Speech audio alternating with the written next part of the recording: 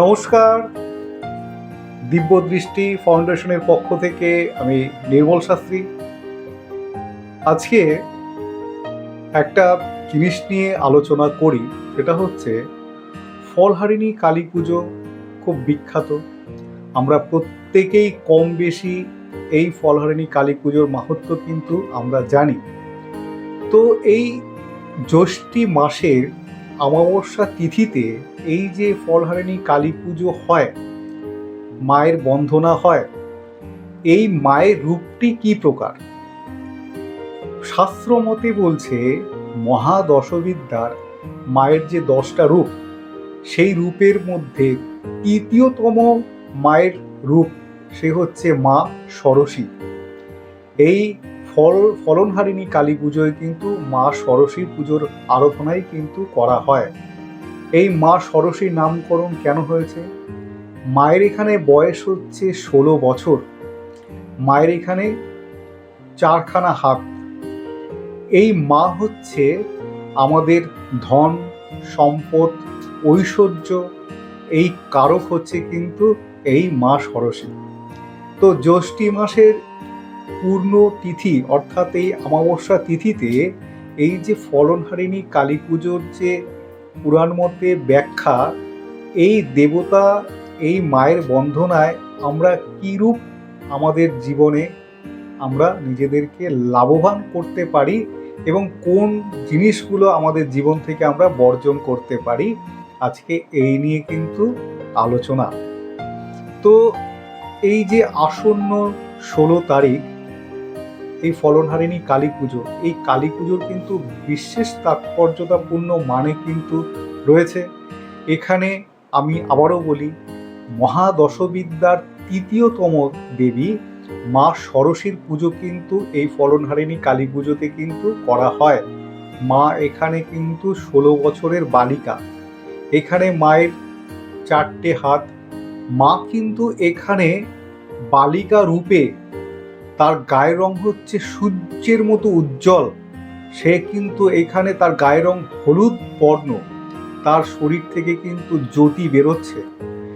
এই যে মায়ের রূপ, এই রূপ কিন্তু নির্দেশ করে আমাদের জীবনকে আমরা নতুনভাবে সাজিয়ে যেন নিতে পারি। আমাদের ফেলে আসা দিনে আমাদের অতীতে যা কিছু ভুল ত্রুটি সমস্ত কিছু সামলে নিয়ে আমরা নতুন এক বালিকার ন্যায় আমরা জীবনটাকে নতুনভাবে যেন শুরু করতে পারি। তো এই ফলনহারিণী কালী পুজোতে মাকে বিশেষ ফল দিয়ে, মাকে এখানে মায়ের অলংকার থেকে শুরু করে মাকে সুসজ্জাতে বা ভোগে নানা প্রকার ফল এখানে কিন্তু মাকে অর্পণ করা হয়। তো এখানে বলছে যে অনেকেই বলে যে শাস্ত্রমতে মাকে যেই ফলটা তাকে অর্পণ করা হয় সেই ফলটি সে 1 বছর খেতে পারে না, কেউ বলে সারা জীবন খেতে পারে না, তা কিন্তু নয়। এখানে কিন্তু বলা আছে মাকে যেই ফলটি অর্পণ করা হবে সেই ফলটি কিন্তু তার 3 বছর খাওয়া উচিত নয়।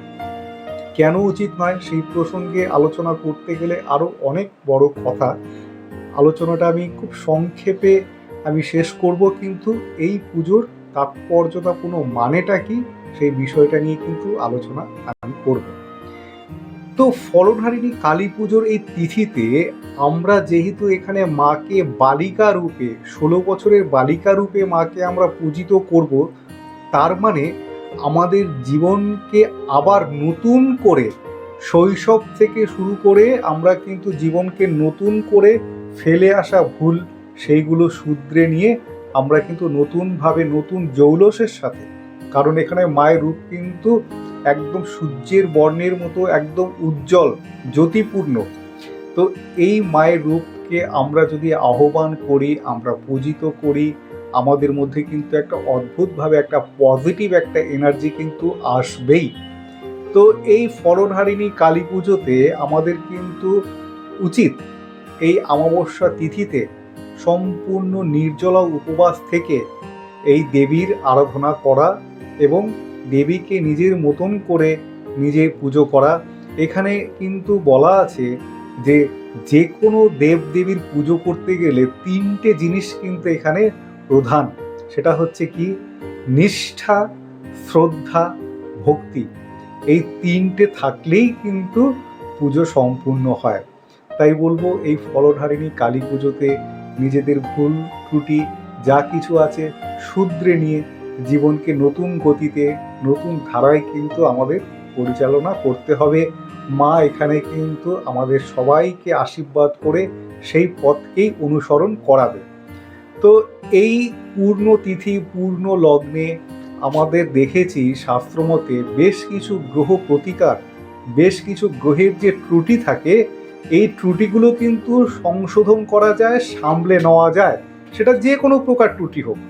কারণ মা তো এখানে 16 বছরের বালিকা, এখানে তার সমস্ত ভুলের কিন্তু এখানে সমাপ্তি ঘটে। অর্থাৎ কালসর্প দোষ, মাঙ্গলিক দোষ, ভ্রৌম দোষ, গুরুচণ্ডাল দোষ, এই প্রকার 108খানা গ্রহগত দোষ কিন্তু রয়েছে। এই গ্রহের ত্রুটি, এই যে গ্রহের যে নানা রকম কুপ্রভাব, সেদিনকে কিন্তু এই গ্রহদোষ খণ্ডন অত্যন্ত কার্যকরী। আমার নিজস্ব গৃহমন্দির, আপনারা সবাই জানেন আমার নিজস্ব গৃহমন্দিরে কিন্তু মাতৃ আরাধনা, ফলধারিণী পুজোর সমাবেশ, হোম যজ্ঞ ক্রিয়া সম্পূর্ণ হবে। অবশ্যই সেখানে আপনাদেরকে স্বাগত, আপনারা অবশ্যই আসবেন। তার সাথে যারা এই পূর্ণ তিথি লগ্নে গ্রহের যে কিছু ত্রুটি যেগুলো রয়েছে, এটা কিন্তু একটা উত্তম যোগ। এই যোগে কিন্তু গ্রহ ত্রুটি, এই যে গ্রহের নানা প্রকার যে কুপ্রভাব, নেগেটিভ এনার্জি, শাস্ত্র মতে নানা প্রকার দ্রব্য গুণের মাধ্যমে, মাকে আরাধনার মাধ্যমে মা কিন্তু সব কিছু এখানে ক্ষমা করে দেন। মা কিন্তু নতুন রূপে, বালিকা রূপে এখানে কিন্তু পূজিত হয়। এই ফলধারিণী পুজোর তাৎপর্যতা আরও অনেক অনেক রয়েছে, কিন্তু এইটুকুই বলবো, এই মায়ের এই ষোড়শী রূপ, মায়ের তৃতীয়তম মহাদশবিদ্যার তৃতীয়তম রূপ, এই মায়ের রূপ কিন্তু অসামান্য রূপ। মায়ের শরীর থেকে কিন্তু এখানে জ্যোতি, অর্থাৎ সূর্যের ন্যায় কিন্তু রশ্মি বেরোচ্ছে। মা কিন্তু এখানে সর্বদাই শান্তির প্রতীক, আর জীবনকে নতুন করে শুধরে নেওয়ারও কিন্তু মা এখানে সম্পূর্ণভাবে সুযোগ দেয়।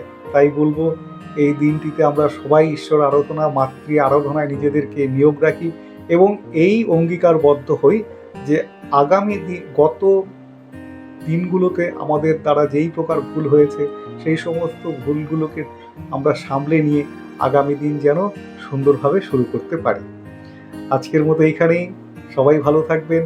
অবশ্যই যারা গ্রহ ত্রুটি, গ্রহের প্রতিকার করাতে চাইছেন, এই দিনটি কিন্তু উত্তম। আমার গৃহমন্দিরে বাড়িতে অবশ্যই আপনাদের কিন্তু স্বাগত। নমস্কার।